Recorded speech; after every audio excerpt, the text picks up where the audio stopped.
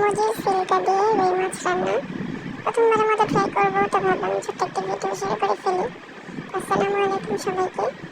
আজকে একটু অন্যরকম একটি রান্না করবো, যেটা আমি আগে কখনোই ট্রাই করিনি। তো চলেন শুরু করি। তো শুরুতেই আমি 4 পিস মাছ ভালো করে ধুয়ে ভেজে নিয়েছি।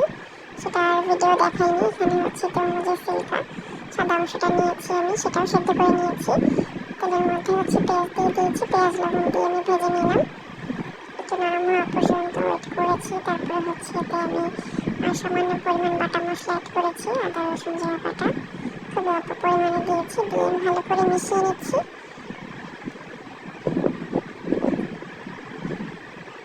তারপর সামান্য পরিমাণ পানি দিয়ে এতে হলুদ, মরিচের গুঁড়া, ধনিয়া গুঁড়া দিয়ে দিয়েছি। এটাও আমি ভালো করে একটু কষিয়ে নেব। কষানো হয়ে গেলে যে তরমুজের ছিলকা আমি সেদ্ধ করে রেখেছিলাম সেটা দিলাম, আর ছোট্ট একটা আলু দিয়েছি সাথে।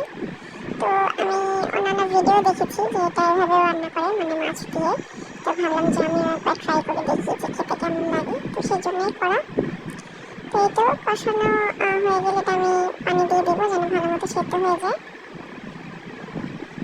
তারপর মাছগুলো দিয়ে দেবো।